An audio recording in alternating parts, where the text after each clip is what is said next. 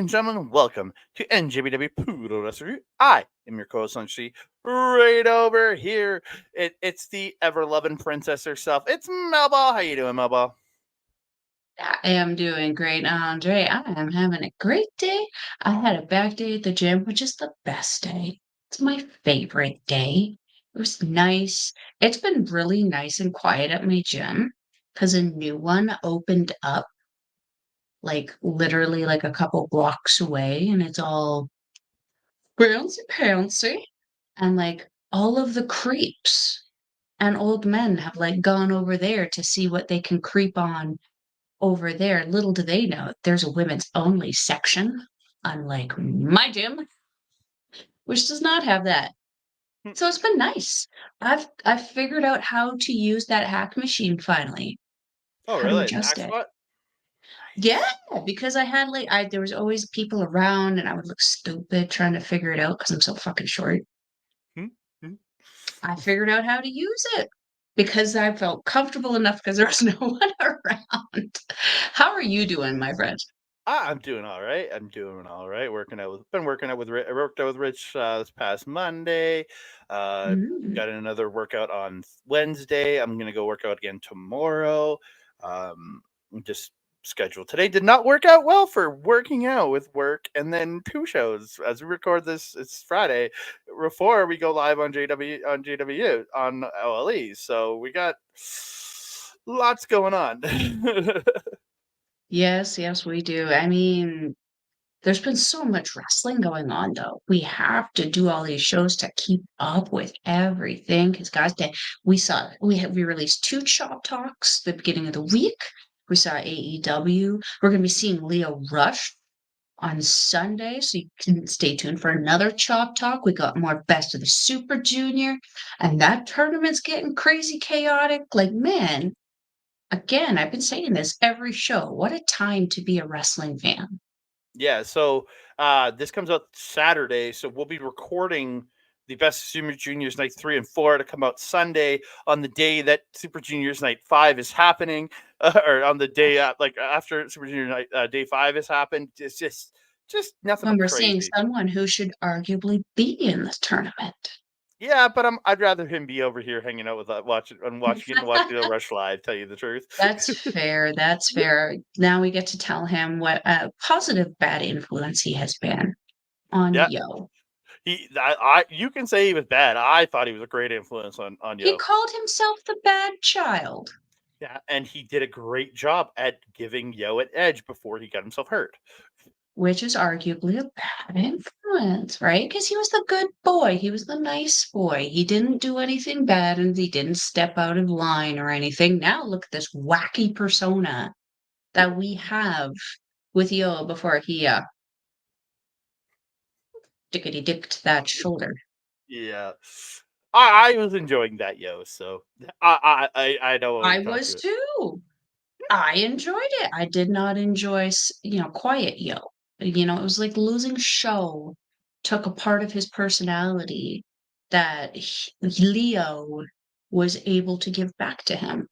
All about the O's. It's all about the O's. The show, the Yo, the Leo. It's all about the O's.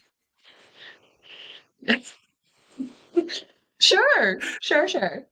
With that being said, we're going to get into it. But before we do that, I want to thank each and every one of you. If you're listening to us on Sunday Night's Main Event, thank you so very much. And if you are not, check us out. If you want to check us out in audio form, go to SundayNight'sMainEvent.com to check us out RSS feed over there. Lots of great shows covering everything else throughout the week. And you can check out their Patreon for only $4 American per month. You can support them and get some excuses and some extras there. Patreon.com/SNMB Radio. I also want to thank all of you for tuning in on YouTube, whether it's Andre Melball Wrestling Talk, whether it's Backbreaker Video. Thank you so much for joining us here. Please like the video, subscribe to the channel, comment down below. Don't forget to hit that notification bell so you be alerted every time we drop a new video. No. Yeah, and share it out to all the weird people that have stuff coming out of their mouths. Yeah. Ding dong. What kind of stuff? Well, we're gonna talk about it tonight. Oh, okay. Oh, okay, yeah. Uh, what I was wondering if you were gonna get that one. It took me a minute. She's a little slow, but She's not good. It's crazy. she's a little weird. She's a little off. Yeah. So, So we get into it. It's NJPW Strong Resurgence. Veda Scott and Ian Rick Bonnie on the call here, which is yeah. kind of odd because Walker wouldn't be flying till what, a couple days later. Wouldn't be flying out till a couple days later because he just took off a couple days ago for Japan. So I'm Mhm. surprised he wasn't going to be at the show, but maybe he might have had one of his indie dates, one of the indie companies he was working for too. That's true. Maybe he couldn't make it in time. I mean, fair. Yeah, it's true. It's not an AEW show. It's not like he only was given 2 hours notice. Yeah. So we got Mina. I'm happy. We got Mina. Yes. But Yeah. we kicked it off. We kicked off the pre-show with Adrian Quest versus Matt Vandergriff in a strong survivor match. I almost said Matt Styles, but yeah, Matt Styles in his AJ Styles tribute gear. Because he was literally dressed up like AJ Styles, and he was literally like, and he literally did a phenomenal lariat at one point, and like, yeah, it was his AJ Styles tribute gear. He was using the Styles Clash at one point. Remember, he won one of those matches with the Styles Clash. That's true. That's true. Yeah, But so does ELP. true. True. Great spot where Quest was on the ring apron and Matt tries to do a Matt Vandergriff tries to do a sunset flip over the top and sunset bomb to the floor, but Quest fights him off and hits his beautiful corkscrew acai moonsault to man on the floor. I Mhm. loved it. Really good match. Quest doing the sky blue code blue move with the code, the snap sunset flip thing, the code red, but her version where she like, jumps in from the side and then flips into it, which is called the Oh, code yes, blue. yeah. Quest did that in this match. I'm like, oh, he did a code blue. Nice. But the end of this match comes. Michinoku driver by Quest. He goes up to the top, but misses a Phoenix splash. And Mhm. Matt rocks Quest with a lariat. He hits the running knee to the head and scores the victory. Man, this guy's got so many ways to just win a match. Like, he keeps changing it up every show. He had that 450 at Mhm. one point. He's Styles Clash. He's used multiple different types of finishers, and I really like that. Mhm, mhm. I think the word that, best describes him is adaptable.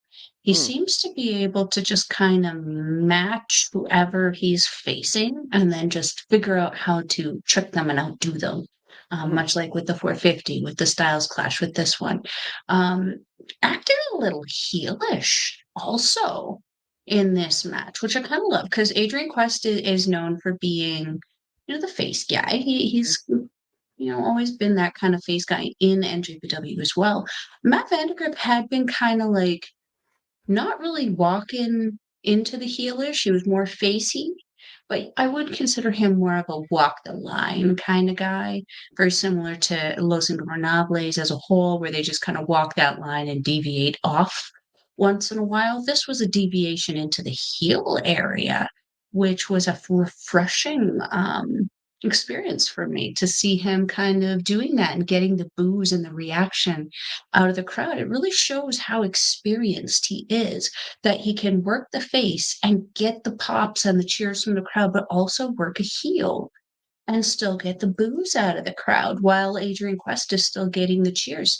I felt this was really, really great way to kind of start the pre-show and really welcome people into the building. It looked pretty full actually when by the time this match started. yeah. People were You can excited to see this. you could see gas, but as the night went on, it got fuller and fuller as it went. And they filled that, Mhm. and again, their numbers were pretty good for the venue they were in. At least what I Yeah. read, what I saw on WrestleTix, they were close. They Mhm. weren't sold out, but they came close. Yeah. And real quick, in between this match and the next match, which was a match we were both looking forward to, we did catch a nice promo with Alex Windsor backstage. I Mm-hmm. just wanted to bring it up because goddamn, was it intimidating and like not in the regular kind of ways that we're usually used to with the men. It was like very, very much in British, obviously, I'm gonna kick your ass. Like, it was just such a very tense and emotional, to the point promo that was just so well done and very intimidating by Alex Windsor. Andre, what did you think about it? I thought she did a good job. The audio, I was having audio issues. I don't know what was going on.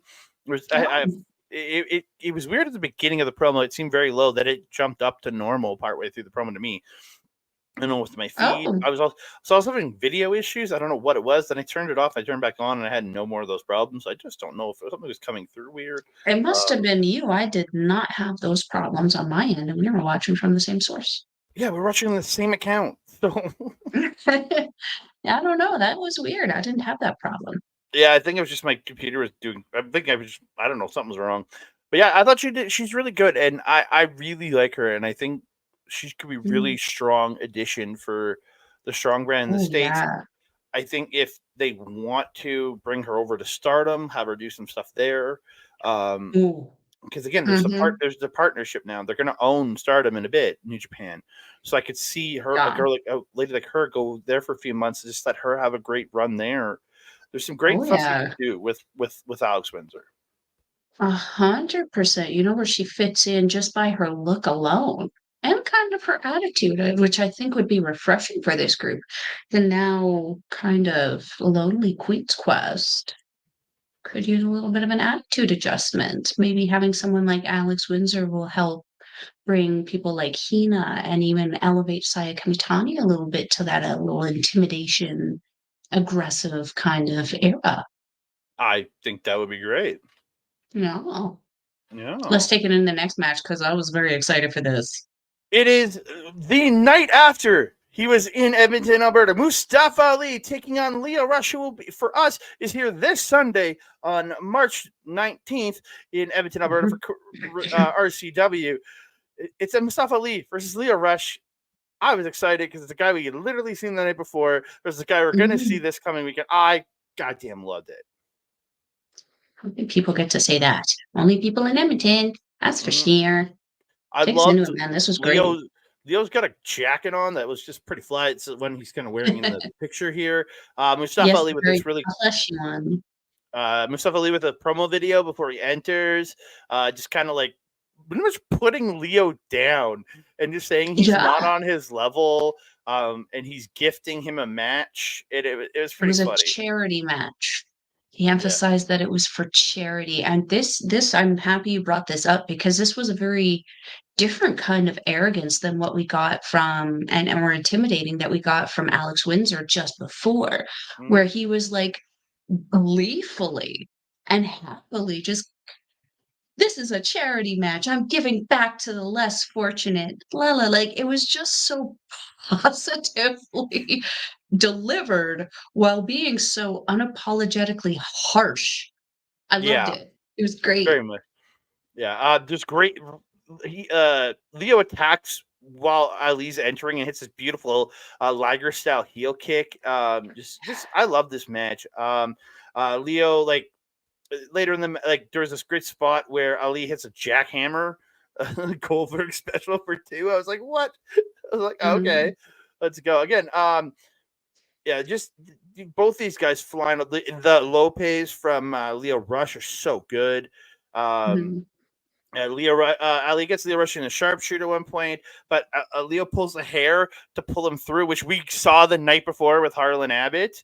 It was mhm, really cool to see mhm, that spot two nights in a row. And he mhm, ends up hitting a spin kick. Or Leo hits a spin kick and then hits the rush hour, which is that springboard, low springboard stunner that he has. He mhm. then goes up, hits final hour. But Ali does the Tam Nakano / Natsupoi / Azumi, Sí. rise up And from the pin, Soriano.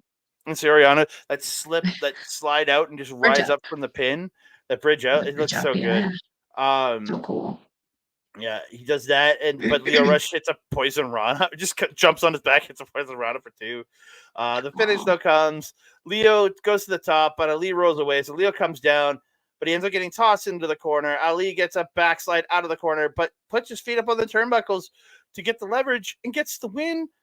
And then Lio Rush is pissed after the match. He's shoving the ref. And he's just pushing Ali. Ali attacks Lio. The young lions and security are in to pull them apart. And then the lights go out. Let's come back on. Lio has this black goo coming out of his mouth. It's disgusting, and it's the Mhm. black heart. Lio Rush is back. Ali just like runs off. Leo's laughing maniacally, like he's a crazy supervillain. It was great. Yeah. Yeah, this is when his villain angle just started again. Mm-hmm. Yeah, this was a straight up fun, high speed, like junior match that I would expect out of both of these guys. What a treat to watch. You pretty much mentioned everything that I wrote down, the quick start, the triple lope to Ali right off the hop, the bridging out, but Leo hitting within the reverse Rana. Yeah, such a great match. There's not much else I can add to this. I would have switched this out. I would have had this be the main show opener, Mm-hmm. um, instead of what we got. But I didn't book the show. Should have. Yeah. So we move on to what opened the actual pay per view, and it is Chaos's Rocky Romero and Tomohiro Ishii with the DKC taking on House of Tortures. I apologize. House of Sorry. Torture, Andre dies. Oh, That's relatable. that's Relatable, what House of Torture makes me choke. You're right. right? House of Torture's Evil, Jack Perry, and Ren Narita.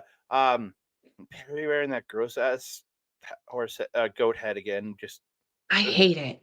and then he It just posed with a fan. He posed with a fan who had a Cry Me a River sign. I'm like, yes, I get it. He's obviously into your heel character, but like, you don't do that shit. It's a heel. yeah, man. Like, make a disgusted look at it or something. Like, stay in character because it's super confusing. Mm. Yeah, I didn't care for it. In the match, DKC hits this beautiful pump kick to Narita. I was just like, Mhm, oh god, yes. The guy is crisp. Narita mhm. gets the push-up bar at one point, and I wrote down Narita choking the lack of neck of Ishii was pretty funny. It was because, like, what are you doing? Yeah, I thought it was. I just Rocky getting the Um, 3 ever clotheslines to Evil, but mhm, Evil stops the tornado DDT. It's the eye poke. Narita ends up removing the corner pad, and Evil whips him into it. This is where the house sort of triple team attacks and everything. Narita misses with the push-up bar. DKC takes him out. DKC hits a lawn dart into the corner to Perry, which looked just rough, and then hits an mm, off the corner like flip into a senton, which he ran up the corner and flipped into a senton. It looked mm, really cool, and he did that on Perry after he lawn darted him. But the end of the match came. Evil avoids sliced bread by Rocky, but Rocky hits a rewind kick. But Evil hits a lariat. Darkness falls. Only gets 2. Perry then is choking the lack of neck of Ishii on the floor with a cable, and Narita has a sleeper on DKC on the floor. Evil hits Everything Is Evil in the ring on Rocky Romero to get the win. mhm. I was thinking Chaos and DKC may win this. You said no, they're losing, and DKC is going to take the pin, but Rocky took the pin. Yeah. Like, did he lose that championship in CMLL? Mhm. Is that what? Oh, okay. Yeah. Well, then, it still seems odd that Rocky took the pin on this. Oh yeah. Like, it seems a little too gracious. I don't know. I don't have a whole lot to add to this except for Taito. Taito is roughing this. It's our favorite ref. Shout out Taito. So Kaito. good. Such a good ref. Mhm. Stays out of the way. You forget that he's there until he's actually counting. Yeah. Um, yeah, it was nice to see Perry back with House of Torture. Personally, I like we've said this a bajillion times before. We're gonna re-emphasize it again. Each individual wrestler in House of Torture is so damn good Mhm. in their own right, and then they get together and they suck. This was surprisingly not as torturous as I expected. probably because a certain dick was absent from it. He was ruining the best Other Super things. Juniors in the earlier in the Yeah, morning. So he was ruining other things. yeah, So him and yeah, Yujiro. yeah, but like this was again surprisingly not as torturous. Um, if there wasn't the story build that came out of this, that did come out of this later in the show, this is actually I would have switched this match with Mustafa Ali and Lio Rush. I agree. I There, agree. other than the story build, there wasn't a whole ton that was emphasized or like popping off in this one so much as there was with Lio Rush and Ali. So yeah, I definitely would have, especially given the story that we ended up getting out of Lio Rush at the end there, and the story that we got in combination at the beginning with Ali's promo. I don't know. I just feel like overall that match gave a little bit more. She served a little bit more than this one. So yeah, but it was still a good match. Again, not as torturous as I expected, which made it enjoyable. But honestly, I Mhm, think that placement's actually a good thing because remember, this is a pay per view, and that match was free on YouTube for people live watching it. mm. So you watch Lio Rush versus uh, Mustafa Ali in the incredible match that they had. That sells you on going in and purchasing, spending $20 on a pay per view. Versus house, this match might not have sold me on wanting to pay for the show, pay for the full show. Like you know what I mean? Like just again, you know what I mean. I understand why they would put that there to try to sell people on. Hey, come watch the rest. This match was great. Come watch the rest for a pay per view. I still disagree because Leo Rush and Mustafa Ali are not regulars on Japan on NJPW or the Strong brand overall. This was again, as Mr. Ali said, charity match. It's not what I would say is a completely accurate representation of the product that you would be getting, whereas this is. I understand, but to a North American audience, that's what that match would sell the pay per view stronger than this would, in my personal opinion. Mm, it depends on what you're looking for and what you wanted the marketing to be on that one. Yeah. So we move on. It is the West Coast Wrecking Crew, Jarrell Ugh. Nelson, and soon to be LPW superstar Royce Isaacs taking on Dirty Work, Fred Rosser and Tom Lawler. They end up brawling on the ramp before the match even starts. Yeah, Rosser backdrops Jarrell on the apron, whips him over the barricade, takes him into the crowd. They're back in the ring later on. Jarrell hits this huge pounce to Lawler, and Isaacs hits this beautiful release German to Rosser. Yeah. Later in the match, Lawler gets the nasty knee on the brain to Royce Isaacs, the NKOTB. New Kids on the Block. Come on, it's a shout out to New Kids on the Block, the NKOTB. Come on. I mean, I like the New Kids on the Block. I just didn't know that's what that was. Oh yeah, Nasty Knee on the Brain, NKOTB. It's a shout out to one of the greatest boy bands of all time. Isaacs Mm, goes to lift Jarrell Nelson or not Jarrell, goes to lift Roster at one point, and then he ends up falling back towards the ropes and like drops Roster on his head. I was like, oh, but then he like holds on and he stands back up and just lifts him up again, and they hit that Dominator Cutter combo that they do. I was just like, yeah. mm, That yeah, was a rough one. Yeah. yeah. Beautiful spot. Lawler gets a rear naked choke on Jarrell as Ross tries to crossface chicken on Isaacs, but Isaacs then legitimately carries Rosser over, and then he splashes them both down onto the other submission. I thought that was impressive. Hmm. The beautiful pop up, like a pop up, and then into a German by Isaacs to Lawler. Looked really good. In the end, though, spine buster by Jarrell Nelson to Fred Rosser. He launches him into this tour of the islands by Royce Isaacs. I was like, it looked like Tour of the Islands. It Um, did. Yeah, I thought the same thing. yeah, Isaac hits the pile driver to Tom Lawler. Jarrell comes off the top with the flying elbow, and he pins Tom Lawler for the win. Yeah. Yeah. This this felt more like a brawl than anything to me. Mm-hmm. Um, so like there were points of it where I was less invested in Mm-hmm. watching it, but still like forcing myself to watch it. But I was definitely it was a very emotional match. I think that's why I got a little separated from it because it was more emotional for them than it was for me, Mm-hmm. which is understandable, right? We have the West Coast Wrecking Crew who've been touring with Tom Lawler and part of Team Filthy for quite some time. So to have that kind of like, like it's arguably a friendship breakup is worse than a Mm-hmm. breakup. So, yeah, this was actually for me the best I'd seen West Coast Wrecking Crew though. Like I knew they were a good tag team, just they hadn't quite reached that pinnacle for me. This match did help get them there for me. And now I'm even more excited to see Royce Isaacs. And now I'm a bit more of a fan of Jarrell Nelson.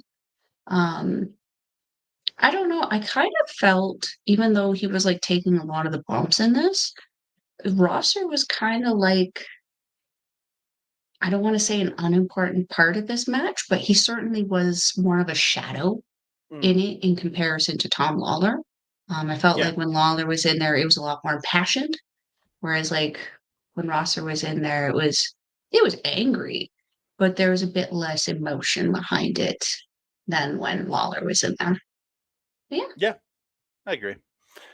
Now we Mhm. move on to a match that pissed you and me off. It was a good match, just pissed us off. New Yeah. Japan Strong Openweight Tag Team titles, TMDK, Mikey Nichols and Shane Hayes defending against Gorilla Destiny, El Fantasma and Higuleo. Beautiful spot where Hayes hits drop kicks ELP, then Nichols pulls him out and hits his green killer off the apron to the floor. It looked great. Higuleo hitting that power slam into the ELP swan dive and into the lion salt. Hikuleo is later taking shots from TMDK. Uh, they hit a backdrop neck breaker to Hikuleo, and then they hit the power bottom onto ELP, but they only get two. TMDK fights off a double team later in the match. But they end up fighting off I think it was ELP fight.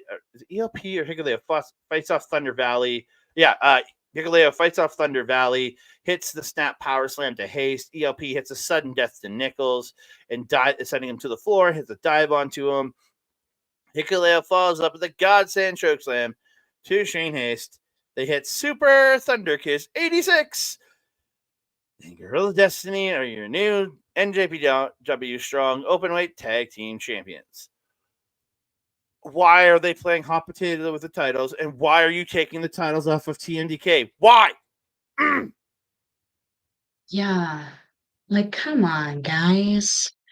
I I hate to say it because I really have enjoyed the evolution of ELP and Hikuleo as a tag team, but they are very much becoming the new Bishamon of the Strong Division.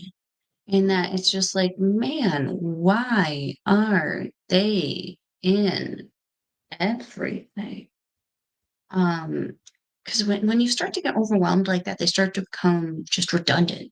You run out of creative things to do. Not to say that and that happened in this match. This was actually, I would say, one of the more solid matches for in-ring work on the show.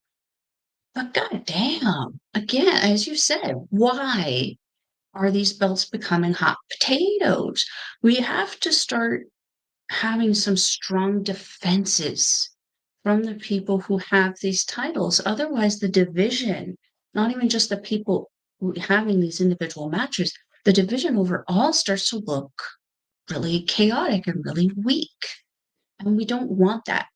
And like we have been saying that the division is certainly in shambles right now, but this doesn't help. This makes it look worse.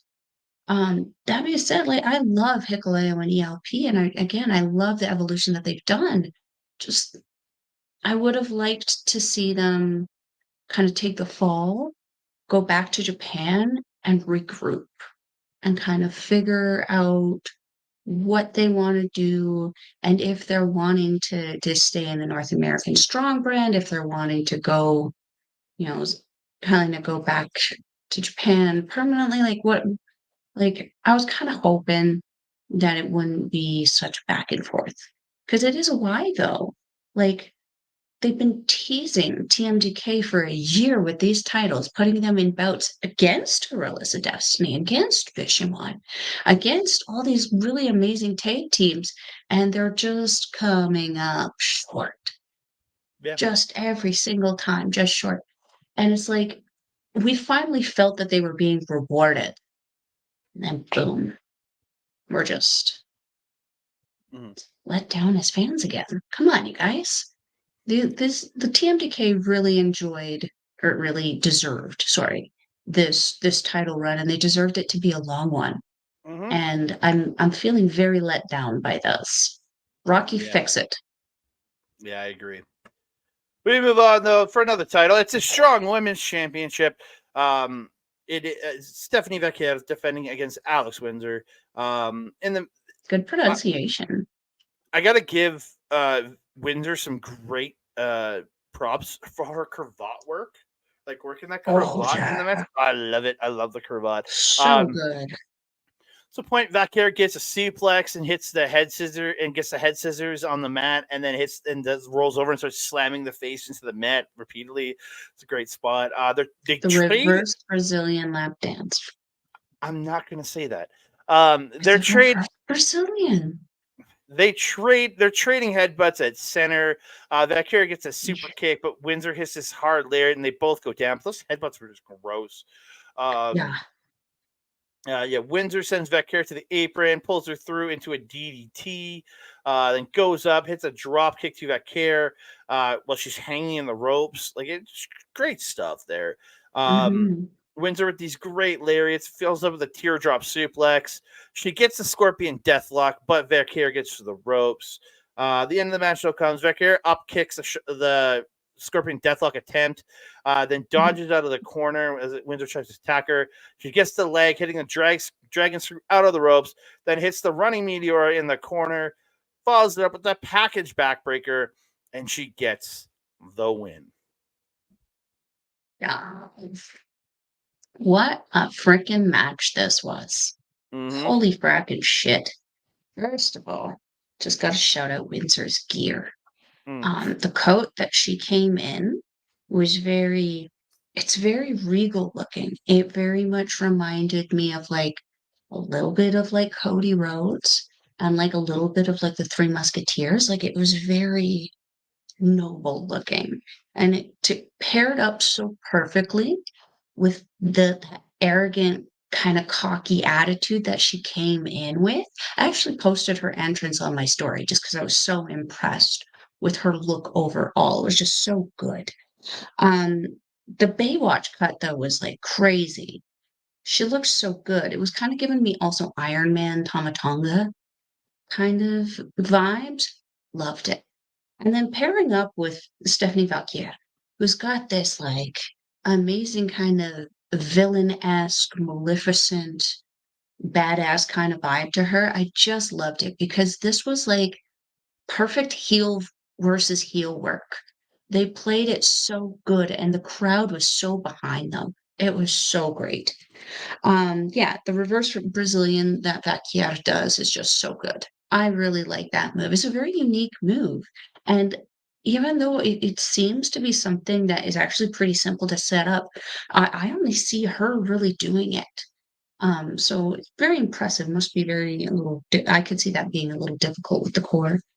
Um, I really like the double face wash stomp thing that Vaquer does, where she hops on your forehead and just drags her boots down the side of your temples. It just looks so mean, and it's a nice little a little heel cherry on top of the ice cream sundae of nastiness. There's also that jawbreaker that Vaquer does that I really, really like. She just makes it look so good. Wow, this was an incredible match. And like you Mm. mentioned at the beginning of the show, I really do hope that this opens up the door for Windsor to come over to Stardom for a little bit because I think she would fit in very nice. with Queen's Quest. Yeah. Yeah, I think she would do a great job. But I think if she's going to be with anybody, she's going to be Oedo Tai because she was already working with them. They got that leather good. Vaquer is another edition. She's already Oedo Tai. We all know that. I was talking about Windsor. Oh, Windsor. Yeah, Windsor. Vaquer obviously would be with Oedo Tai. She's worked with Oedo Tai. But I Yeah, was sorry. talking Windsor. Windsor would be perfect for Queen's Quest. Yeah. So move on. Tag team match. It's the Bullet Clubs. David Finlay and Kenta versus Los Ingobernables de Japón, Tetsuya Naito and Yota Tsuji. I have 4 notes, and Tsuji's involved, and it's pretty much all Tsuji of my notes. Right off the hop, Tsuji drops Finlay with a shoulder block and hits the salmon splash, as we call it, that running splash. Salmon splash.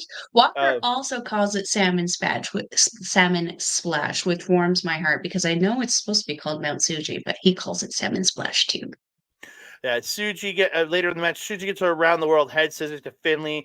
He ends up getting tossed in the corner, and he gets the traps the head of Finlay in his feet and just slams it into the mat. I love that spot. End of the match, though, Tsuji slips out of the Finlay powerbomb, gets that backbreaker facebuster stomp combo, but Kenta breaks it up. But Naito hits a tornado DDT to him, then follows up with Valencia, which is that flip cutter off the second rope for 2, and he gets a 2 count to Kenta. Tsuji comes in, that pump knee to Kenta's face. Naito follows up with Destino for the win. It was funny because we were like, Kenta's not going to take the loss here. He's the Defy champion. He's literally, like, besides Finlay, like, he's on the champion team. Mm-hmm. Wow, wow. Well, and he's also the IWGP Tag Team Champion now. Does that mean that we'll see the combination of Ryota Tsuji and Tetsuya Naito taking on Kenta and Chase Owens? Guess we get That new would be tag a match champs. I would love to see that match because you got that technical prowess of Chase Owens and that just the sheer kick your ass style of Kenta taking on the unique styling of Yota Tsuji and the lucha styling of Naito. That'd be a good match. Mm-hmm. Be a good match. There was a lot of shenaniganism in this one for a Bullet Club match with Kenta and the ref. I don't know why he was so intent on involving the ref in his shenanigans, but like the amount of times that he grabbed the ref and like tried to grab the ref, would pull the ref in front, like, and the ref was able to avoid so many things. It was almost like the ref was messing up his spot. I don't know. It just seemed excessive. It almost seemed like Yano level weird and goofy to me. How much he was trying to drag the ref, and I don't even remember which ref it was. I think it was the white guy with the black hair and the red shoes. Maybe that's why, because he had red shoes. Could be. Who knows? Who knows? But yeah, this was a fun little match. I didn't really expect the ending there. I kind of either expected a time limit draw or maybe Suji taking the pin on this one. But yeah. Yep.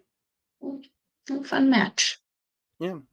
So they did announce Fantascomania USA in San Jose for New Japan Strong on July 13th. So it'll be the next New Japan Strong event will be a Fantascomania co-promoted show. Yeah. Oh, that means we could see. Oh, Soberano Jr. Swoon. Swoon. Yeah. Meh. Meh. We move on to a match that I want. I was like, yeah, I'll see this, but then I was just like, is it really going to happen? Hiroshi Tanahashi versus Zack Sabre Jr. This match is simply for Sabre to get his win back from Wrestle Kingdom. Sabre working over the knee of Tanahashi throughout the match. Just a lot of great transition work throughout the match with both of these guys. I think they did a really good job.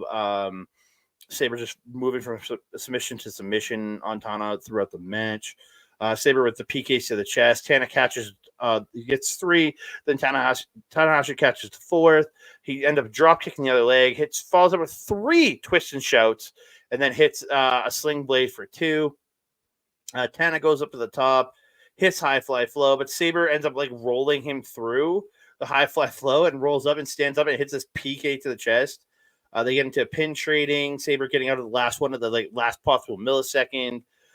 Saber gets a European clutch, but Tana gets out at that 2.999 kind of point. Saber goes and hits a Saber blade, but he only gets a 1 count. Then he reverses the dragon screw into the, and he stops the dragon screw and hits the neck snap to Tanahashi, picks him up, Zack Driver, and Zack Sabre Jr. gets to win. And yes, it was a Saber blade. I'm not going to dispute it. Just make sure you hold everyone to the same flame. So when we have other things in other... Ricka Bonnie said Saber blade. Okay. Sure. This was a fun match. This was what I expected, but for me, it was just kind of there. I feel like I've seen enough of these two fighting each other that I'm good for a little bit. Give us a few months between the next one, maybe a year would be nice. But yeah, this was a great match, and like it shows off the technical prowess of Zack Sabre Jr. and like he elevated El Presidente in this one so good because he makes it look like he's not struggling whenever he gets in there with him. But like again, I'm good. I would actually be much happier if Tanahashi did start to take more of a corporate kind of aspect to his work in NJPW and kind of stepped away from entering competition for a little while just to get rested up and kind of get every little duck in a row in there because I do feel that this can be a bit of a distraction for him. So yeah, still a fun match though. Oh yeah, still a fun match. We move on to, this was a fun match. New Japan World Television title match. Jeff Cobb versus Lance Archer, the American Psycho Lance Archer, not Murder Hawk Monster. He is American Psycho. He's bringing it back. He's attacking young lions at ringside, keeping that Suzuki Gun spirit alive in the world. He was spitting water again, wasn't he? Throwing water all over the place. The water spits. He wasn't spitting, but he was like, yeah, that's kind of. He's done that pretty much every time he showed up in New Japan, but like with the water. But this is American side. I just love it. He's kicking the crap out of young lions and stuff. Cobb hits a Spanish fly off the hop, and he goes for Tour of the Islands, but he gets Archer gets up, but Cobb hits this huge German. Archer just rolls out to the floor, having to regroup. It was this incredibly fast open, and I'm like, holy crap, Cobb is all in here. There was a meat chant at one point in this match. It was just great. There was. Here's it. They're slamming into each other with hilarious, and this is where the meat chant starts going. Cobb gets a super kick, hits what I can only describe as a rampage. The Hanare Rampage, and then just gets up and then just comes down with a forearm. He follows up with a standing moonsault, but only gets 2. Archer hits the big boot, follows up with a ripcord Uranagi for 2. He gets Cobb up, goes for blackout, gets fought off, but Archer hits that rising knee to Cobb on the top rope, and he ends up hitting blackout to Jeff Cobb, but he only gets 2. Cobb pulls him over into a crucifix for 2. Just great stuff. In the end, though, Archer stomps Cobb down, grabs the hand, stands him up, goes for the rope walk, but Cobb pulls him off of the top rope into Tour of the Islands to get the win. I love the way they finished it with the pull off the top Tour of the Islands. And then after the match, Ishii comes down, just trolling down the ringside, no neck and toe, and he goes face to face with Cobb. And Cobb seemingly accepts the challenge of Ishii, and they're going to face off at some point for the TV title. Battle of No Necks. It's Jeff Cobb, I would say, very close second. On No Neck. It's very hard to choke that man. It's just fair, the athleticism that both of these guys have, and I struggle to get out of bed. Like, goddamn, it's just the ability that both these guys have, the height that Lance Archer can get his foot up to do just the running kicks that he does, the fact that frickin' Jeff Cobb can do a Spanish fly, it's just not fair. Kevin Kelly. Shout out Kevin Kelly. I don't have a whole lot to add to this one. I just kind of enjoyed the ride because Mhm, I love watching Lance Archer when he gets, especially when he gets unhinged like mhm. this. He brings out the absolute best in everyone he wrestles, especially when he's like this. And like Jeff Cobb is just such a joy and privilege to watch on his own. To have someone who just matches his energy, this match was so fun. I Oh, yeah. couldn't take notes. I just sat and enjoyed it. Oh, yeah. And this These match is also free, is it not? Yeah, it's free at New Japan World. It's a TV title match. All TV title matches are free. They don't air free because it aired during the pay-per-view, but it was put up Mhm. after it was they finished processing and put everything up as individual matches. You can go to that page and click this one and watch it for free because absolutely, it's two big meaty Mhm. men slapping meat. Uh-huh, and while you're there, you can go and see how Jeff Cobb won that title. Yeah.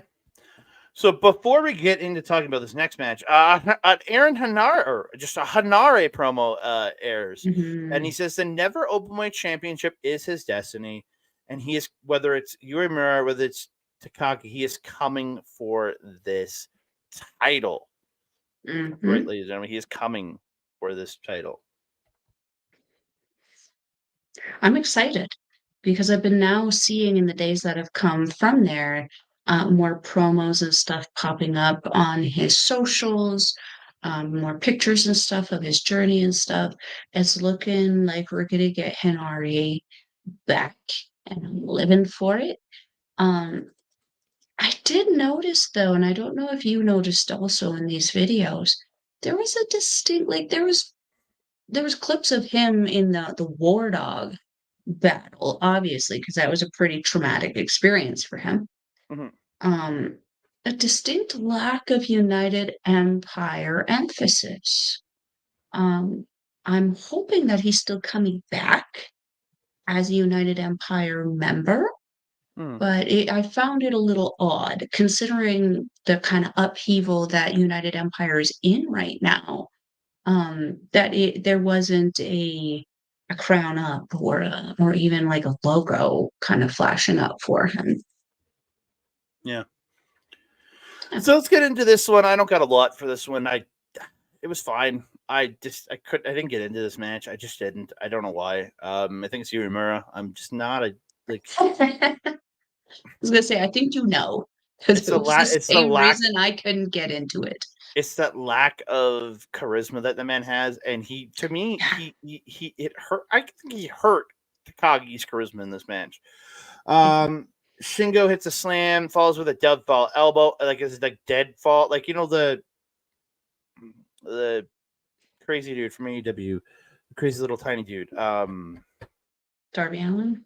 Yeah, Darby Allin does that deadfall. He jumps off the top rope and just drops his back first onto people. Coffin drop, doesn't The he? coffin drop, yeah. Well, Takagi did the same thing off the second, but hitting an elbow. I thought it was really cool. Then follows up with a Mhm. stacked power bomb for two. Then transition into a crossface, but Ryumura gets to the ropes. Within her match, Shingo catches a running crossbody and hits a Death Valley driver. Follows it up with pumping bomber and hits Made in Japan for two. Uh, Yuri reverses Last of the Dragon into the Deadbolt suplex, but only gets two. He then hits a frog splash off the top, which is a new addition to his game, but he only gets two. Mhm. They start trading just really gross headbutts. Takagi in the end hits a pumping bomber and then just cradles him on the mat.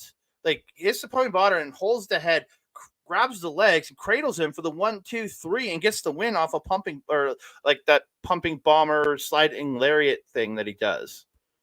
Yeah, pumping bomber, yeah. Yeah, it was really kind of cool just Um, to see him end it with the pumping bomber.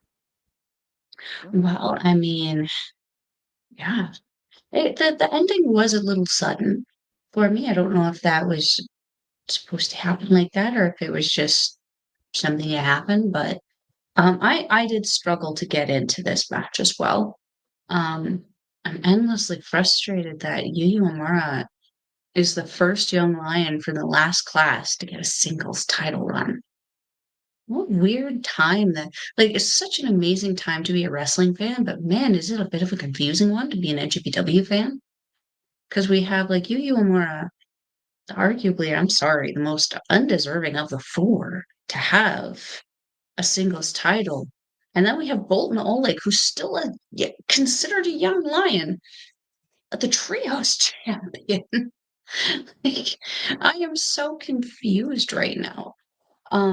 But yeah, it did kind of impact Takagi's ability to kind of not necessarily perform, but his ability to keep the crowd hot because the crowd was hot for this match.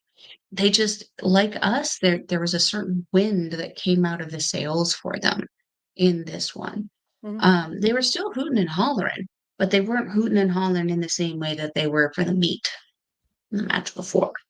Yeah. Um, yeah. So we move on to essentially it's a no ropes last man standing match. No disqualification. You get Mhm. you got 10. It's Eddie Kingston defending his New Japan Strong title against Gabe Kidd. Mhm.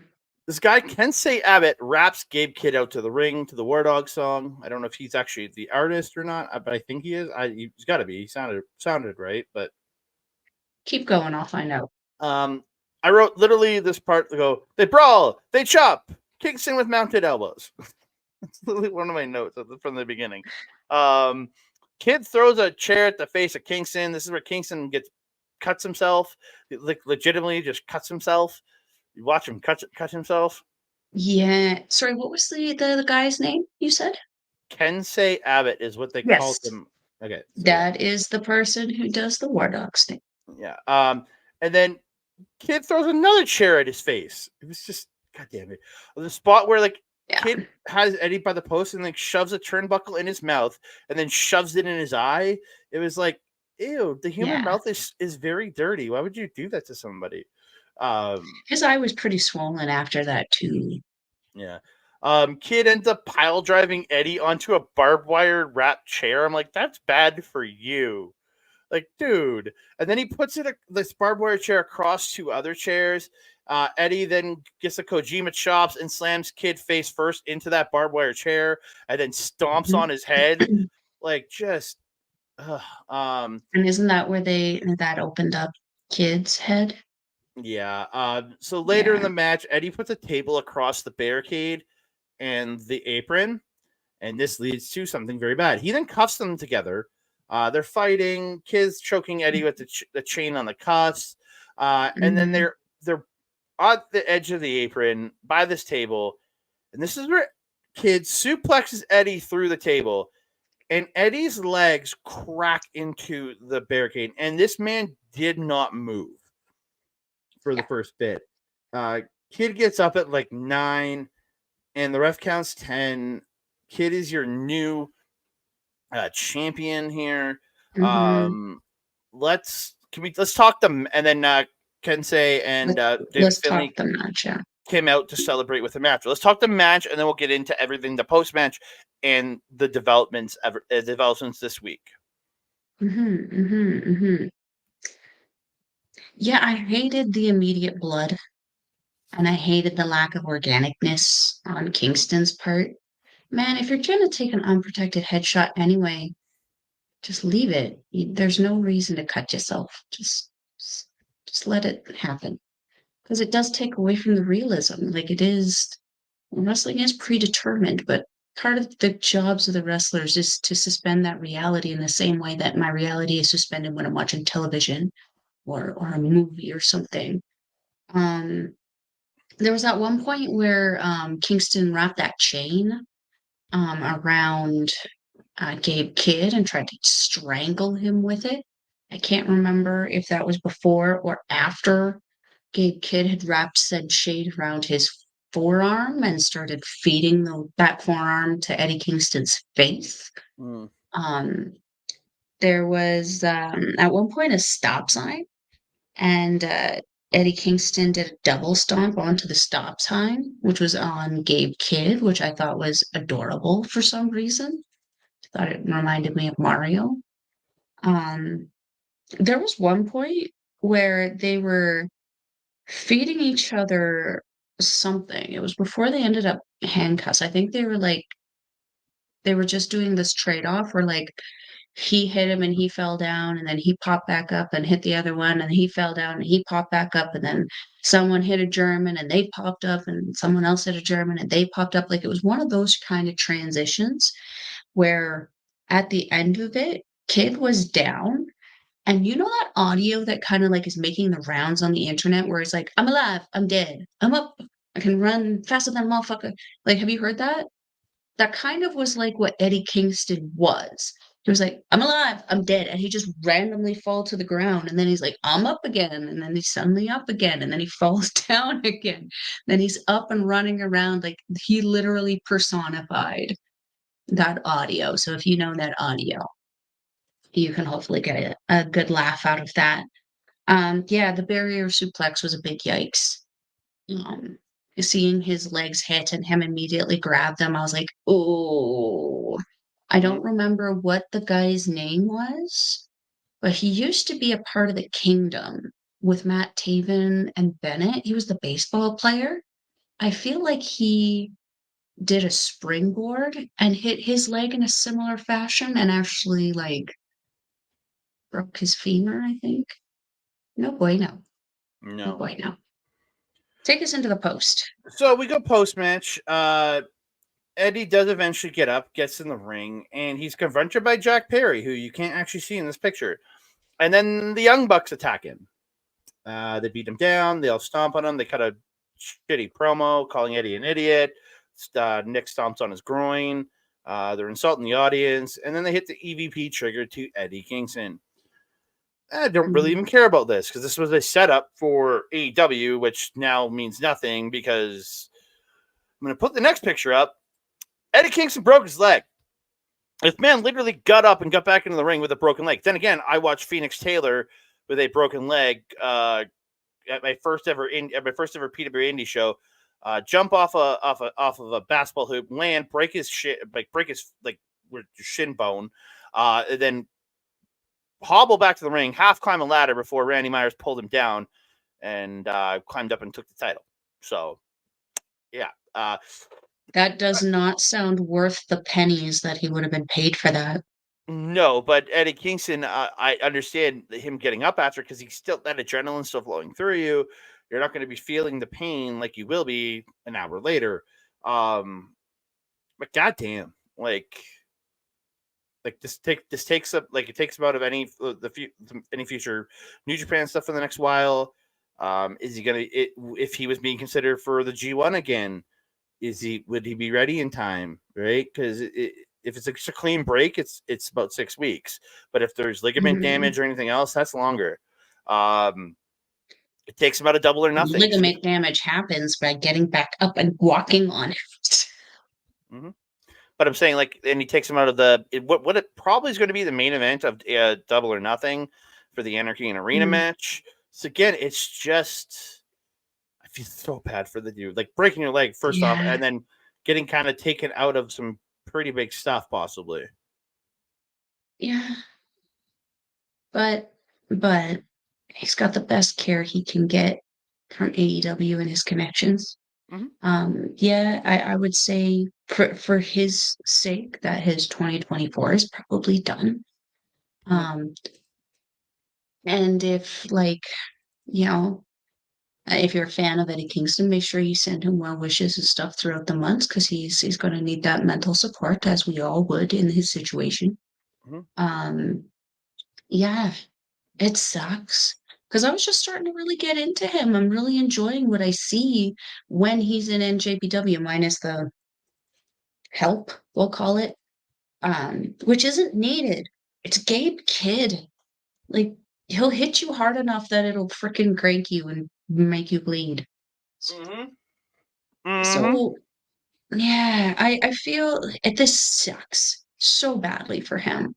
But this is also as much as suckery as an opportunity for him to either try something else, because he's a great talker. Maybe we'll start to see him have his own podcast in this time to help kind of get through the days and stuff like that. Maybe he'll start popping up on other casts. Maybe he'll start doing interviews. Hey, Maybe we could reach out to him, see if he wants to do something. Yeah, who knows? Like, this is an incredible opportunity for him also to redirect his attention while he is recovering. So, Mhm. Yeah, yeah, we got to find the silver lining. there's always a silver lining. There's always one there. Mhm. So we move on. Main event of the evening. It is for the NJPW World Heavyweight Championship. It is Jon Moxley versus his young boy, Showdowns. Great. There was a great video recapping their history, which was very nice to watch. Mhm. Because again, him coming in, was it back in 2019? Yeah, 2019, doing that G1, working with Mhm. Umino, and then working with Umino on and off for the last 5 years. Just Mhm. great, just to have that little play there. I liked it. Mhm. Yeah, just really good stuff to begin. And again, Umino starting this match early, hitting the topic on Hilo to Mox, after knocking him off the apron during his entrance. Just gonna jump. I just jump to a couple of notes that I have in this match. I Mhm. have some highlighted ones. Um, yeah, there's a great spot where there's a drop kick off the top into an exploder. Umino follows with ignition for 2, but then is he going for Death Rider? Moxley knows that move like the back of his hand and reverses it into the cutter for 2. That's what I got with this match. Every time Umino wanted that Death Rider, Moxley knew a way out of the Death Rider, which was a great storytelling device in this match. Mhm. Um, Mhm. Mox reverses a Blaze Blade into the Death Rider, but Umino pops up and falls up with a Blaze Blade, and they both go down. Just really good stuff throughout this match. Umino with the running knee to the back of the head in the corner, then hits a tornado DDT, and then he gets this cradle DDT but it only gets 2. Mhm. Then he goes for Blaze Blade, and then he lifts him and does this like swinging Death Rider, but he only gets 2. Goes for the Blaze Blade again, but Mox ends up catching Umino, slamming him down, hits the Seth Rollins curb stomp, and gets the win. Yeah, or sorry, hit Was Death it and? Rider. It hits Death Rider and gets the win. But I No, thought it go was a good ahead, match. go ahead. I thought really good match here for these guys. Like Mhm. delivered. I think everything you were expecting.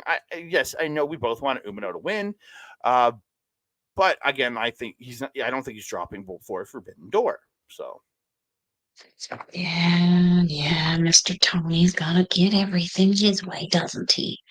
mm, Um, there could have been a better story to tell with Shota winning that title, but you know, tomato, tomato. This was a really great match in that it was an NJPW Moxley match. This was a straight up wrestling match from Moxley against a straight up wrestler like Shota Umino. It was phenomenal because there was no blood. No blood. Well, there was later. mhm, But in this match, there was no intention of it. There was no obviousness like there was in the match beforehand. mhm, It was so good, and Moxley was so good. I was like, "Man, why wasn't I subjected to this guy when he first came out of the WWE like this? Why wasn't he always like this? It was so damn good." There's one part where, I just wanted that you didn't note, where he was setting up a table or something outside, and our favorite ref, Taito, was yelling at him, "Don't do that, don't do that." Moxley just flipping him off. Unnecessary. Taito was just doing his job. Get your butt back in the ring. Yeah, I actually really, really enjoyed this main event, which is crazy to say because I've been really not on the Shota train for a little bit, and I've really not been on the Moxley train. But this match really won me over for both of them. mhm. Yeah, Take us in the I agree with post. you. So quickly post match, they shake hands, they bow to each other, and Evil ruins everything. He attacked. House Torture attacks. Evil takes the belt, sprays the belt, says he's going to be the next challenger, which is true. Dominion. Jon Moxley versus Evil. Shingo Takagi versus Hanare. Yuya Uemura versus Great Okan for the KOPW title. Jeff Cobb versus Ishii for the television title. And Bullet Club Kenta and Chase Owens versus Grills Destiny versus Bishamon versus TMDK for both of the sets of tag titles in New Japan. Wait, what? I didn't know about that. I just saw it when I opened Are up the you? new Are one. you? Yeah. Why? You please. Do you literally not have any combination of anybody else that you can give us that we have to keep getting Bishamon? Come on. Ugh. You know what? This is an opportunity, NJPW, El Presidente, Rocky, whoever, Gato, fix it, to give back TMDK what is rightfully theirs. You shouldn't have lost those titles. I agree. So but like, and it's for both titles, you said? So we're uniting them again? Mm-hmm. Well, with Mel's We need angry to face, go. there, you can find me on the X at that candidate guy, TikTok, Instagram, and Threads at that candidate dude. You can find me on Facebook at Andre Melball Wrestling Talk, or right here on the YouTube page, Andre Melball Wrestling Talk. You can also find us at SundayNightsMainEvent.com in audio form. Go over there, grab the RSS feed. Listen to them. They are great content over there, including us. If you want to support them, patreon.com/SNM Radio for only $4 per month. You can also check me out over on Twitch.tv/Our Local Establishment and YouTube.com/@Our Local Establishment. On Wednesdays, every once in a while, me and my boy Old Ed, we do a show called Marvel Talk, talking. We just did one on the last 3 episodes of X-Men 97, so go check that out. You can also find our stuff over at youtube.com/@Backbreaker Video. Simulcasted over there a week later by Mike the Rest. So thank you so very much for supporting us over there, my boy. If you want to see any of his live content, go to twitch.tv/Mike the Ref. He's got his ABW watch alongs on Wednesdays and Saturdays and pay-per-view Sundays. And then he's gaming almost every night of the week over there. So check that out. If you want replays of the gaming content, go to youtube.com/@Backbreaker Gaming, where you can find stuff from Mike the Ref, from Mr. PJC, from this guy right up here, Mr. Rick Jules, and their freaking guest, Kayla J. Kayla J. Kayla J. Kayla J. Kayla J. We love Kayla J here. Melball, where can they find you? If you're wanting to follow a Melball, you can follow her on the X thing at Collins Melball. You can follow her on everything else: Facebook, Instagram, TikTok, Mastodon, and Blue Sky at Melball Collins.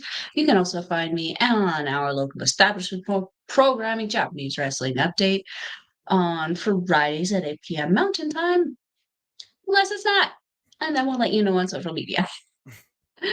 You can also find me on Astrid Pizarro's YouTube channel, where we do our show, Ladies Wrestling Showcase. We got an episode coming up very soon. We got a couple guests that we have lined up to have on, so stay tuned to our socials to see when that is coming out.